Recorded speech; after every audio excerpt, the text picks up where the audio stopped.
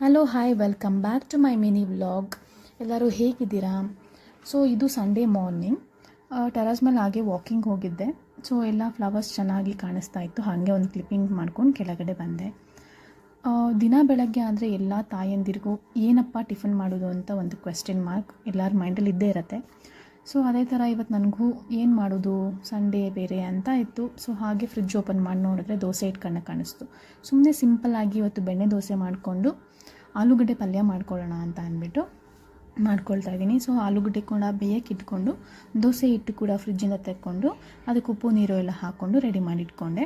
So ಇನ್ನೊಂದು ಕಡೆ ಈರುಳ್ಳಿ ಟೊಮ್ಯಾಟೊ ಎಲ್ಲ ಸಣ್ಣ ಸಣ್ಣದಾಗಿ ಪಲ್ಯಕ್ಕೆ ರೆಡಿ ಮಾಡಿಕೊಂಡು ಇಟ್ಕೊಳ್ತಾ ಇದ್ದೀನಿ.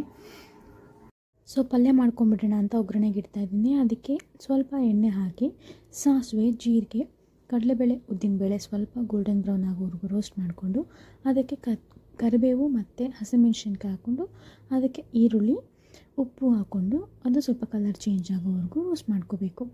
ನೆಕ್ಸ್ಟ್ ಅದಕ್ಕೆ ಟೊಮೆಟೊ ಹಾಕಿ ಟೊಮೆಟೊ ಸ್ವಲ್ಪ ಮೆತ್ತಗಾಗೋವರೆಗೂ ರೋಸ್ಟ್ ಮಾಡಿಕೊಂಡು ಅದಕ್ಕೆ ಮತ್ತು ಆಲೂಗಡ್ಡೆ ಬೇಯಿಸಿಟ್ಕೊಂಡಿರ್ತೀವಲ್ವ ಅದನ್ನು ಕೂಡ ಹಾಕ್ಕೊಂಡು ಚೆನ್ನಾಗಿ ಮಿಕ್ಸ್ ಮಾಡ್ಕೋಬೇಕು. ಫೈನಲಿ ನಾವು ಕಡಲೆ ಹಿಟ್ಟಿಗೆ ಸ್ವಲ್ಪ ನೀರು ಹಾಕ್ಕೊಂಡು ಇಟ್ಕೊಂಡಿರಬೇಕು. ಅದನ್ನು ಕೂಡ ಹಾಕ್ಕೊಂಡು ಸ್ವಲ್ಪ ಕೊತ್ತಂಬರಿ ಮೇಲೆ ಹಾಕ್ಕೊಂಡು ಮಿಕ್ಸ್ ಮಾಡಿಕೊಂಡ್ರೆ ಹೋಟೆಲ್ ಸ್ಟೈಲಲ್ಲಿ ಆಲೂಗಡ್ಡೆ ಪಲ್ಯ ರೆಡಿಯಾಗಿರುತ್ತೆ. ಸೊ ಈಗ ನಾನು ದೋಸೆನೂ ಕೂಡ ಮಾಡ್ಕೊಂಡು ಮಕ್ಕಳಿಗೆಲ್ಲ ಕೊಟ್ಬಿಡೋಣ ಅಂತ ದೋಸೆ ಕೂಡ ಹಾಕ್ಕೊಳ್ಳೋಕ್ಕೆ ರೆಡಿ ಮಾಡ್ಕೊಳ್ತಾ ಇದ್ದೀನಿ.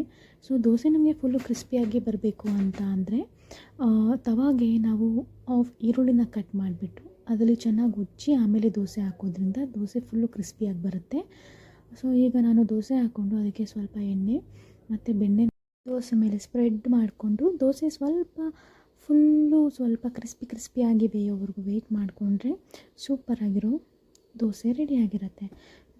ಸೊ ಇವತ್ತಿನ ಬ್ರೇಕ್ಫಾಸ್ಟ್ ದೋಸೆ ಮತ್ತು ಆಲೂ ಪಲ್ಯ ರೆಡಿ ಆಗಿತ್ತು. ಸೊ ಸಂಜೆ ನಮ್ಮ ಅಣ್ಣನ ಬರ್ಡೇ ಇತ್ತು, ಅದು ಸೆಲೆಬ್ರೇಷನ್ ಕೂಡ ಮುಗಿಸ್ಕೊಂಡ್ವಿ. ಸೊ ಇವತ್ತಿನ ಮಿನಿ ವ್ಲಾಗ್ ಇಷ್ಟ ಆಗಿತ್ತು. ನಿಮಗೆ ಇಷ್ಟ ಆದರೆ ದಯವಿಟ್ಟು ಒಂದು ಲೈಕ್ ಮಾಡೋದನ್ನ ಮರಿಬೇಡಿ.